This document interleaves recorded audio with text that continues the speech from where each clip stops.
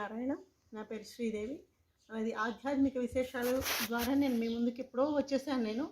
అలాగే వంటల్లో కూడా నేను చెప్పాను మీకు నా ఫేవరెట్ డిష్ పచ్చి పులుసుతో నేను మీ ముందుకు వస్తానని చెప్పాను కదా. సో ఈరోజు పద్ధతిగా నేను మీ ముందుకు వస్తున్నాను కాబట్టి తులసి కోటకు ఒక్కసారి నమస్కారం చేసి మా ఇంట్లో ఉన్న తులసి కోట ముందు నన్ను మిమ్మల్ని పరిచయం చేసుకుంటున్నాను.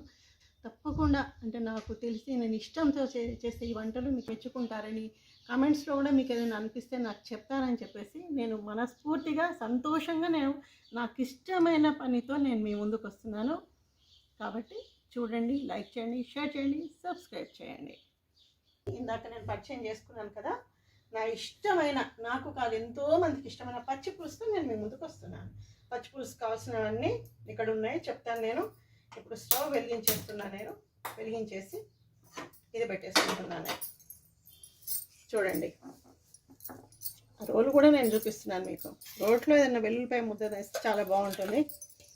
ఇది చింతపండు పులుసు, జస్ట్ ఒక 15 గ్రామ్స్ అంతే, 10-15 గ్రామ్స్ ఇది చింతపండు తీసుకున్నాను అనేది. నేను ఇలా అంటే చిక్కగా కాకుండా కొంచెం పలచగానే దీన్ని పెట్టుకున్నాను నేను రెడీగా.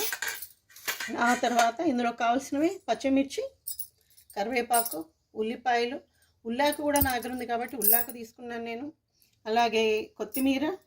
ఇప్పుడు దీంట్లో ఉన్న సీక్రెట్ని నేను మీకు పచ్చి పులుసుకి పరిచయం చేయబోతున్నాను నేను. చూడండి, ఇప్పుడు మనం ఇందులో 1 టేబుల్ స్పూన్ ఆయిల్ వేసుకోవాలి. ఆయిల్ వేసుకున్నాం కదా. ఇప్పుడు పచ్చి పులుసు రుచిగా కావడానికి కావలసిన అద్భుతమైన మిక్స్ ఇది. ఇందులో నేను ఒక 2 పచ్చిమిర్చి, కొన్ని వెల్లుల్లిపాయలు, ఒక 7-8 రెబ్బలు వెల్లుల్లిపాయలు, జీలకర్ర, ఉల్లిపాయలు, కాస్త ఉల్లిపాయలు తీసుకున్నాను నేను. ఇది చాలా అంటే చాలా బాగుంటుందండి ఈ పచ్చి పులుసు.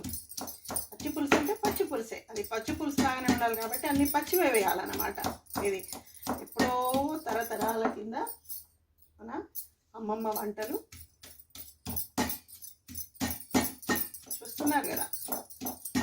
దంచుతున్నాను. ఈ లోపల ఇక్కడ వేడెక్కింది ఆయిల్. ఇందులో జీలకర్ర కొంచెం ఎక్కువ వేసుకోండి. మీ దగ్గర పోపు గింజలు, ఎండుమిర్చిలో ఉన్న పోపు గింజలు ఉంటాయి కదా, అవి ఉంటే కూడా మీరు వేసుకోవచ్చు. చాలా రుచి, చూడడానికి కూడా చాలా బాగుంటుంది. అది కొంచెంగా వేసుకుంటూ దంచితేనేమో మనకి ఇది బాగా వస్తుంది, లేకుంటే అంత సైడ్కి ఇట్లా పడిపోతుంది. నేను అన్నీ ఒకేసారి వేసుకున్నాను, మీరు అట్లా కాకుండా కొంచెం వేసుకోండి. పోపు ఎప్పుడు మాడిపోద్దండి, మాడిపోతే రుచిగా ఉండదు. కొంచెం ఒక 2 ఎండుమిర్చి, ఆ తర్వాత 2 పచ్చిమిర్చి అందులో చెప్పండి.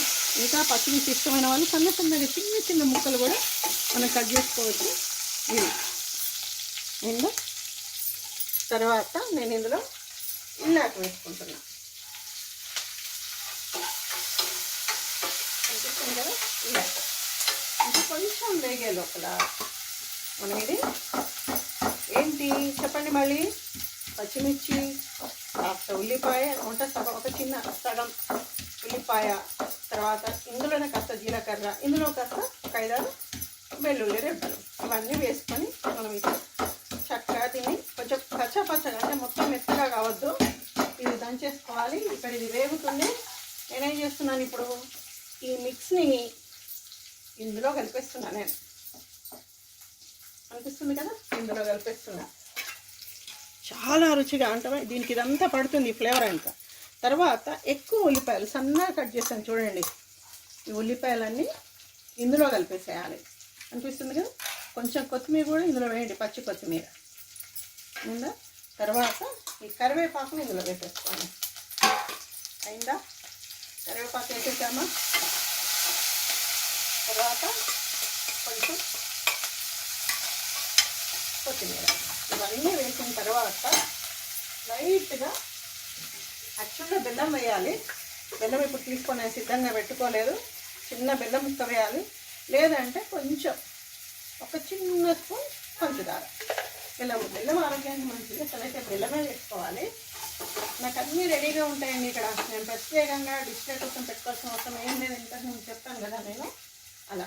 ఇది మంచిగా చక్కగా ఇది వేగిందా, ఇది వేయగానే ఇందులో పట్టించింది కాబట్టి నాకు కొంచెం తక్కువ వేసుకుంటున్నాను. హాఫ్ ఈ స్పూనే చూడండి ఎంత చిన్న ఉందో. ఇందులో హాఫ్ స్పూన్ నేను పసుపు వేసేసుకున్నాను. వేసేసుకుని ఇది ఉంది కదా ఇందులో కలిపేస్తున్నాను. అంటే పచ్చి పులుసు రెడీ. ఇప్పుడు లాస్ట్కి నేను ఏం చేస్తున్నా అంటే స్టవ్ కట్టేసిన తర్వాత అప్పుడు ఇది వేసేసుకుంటున్నా, ఆయిల్ వేసేస్తాను, సాల్ట్ వేసేసుకుంటున్నా. పచ్చి పులుసు రెడీ.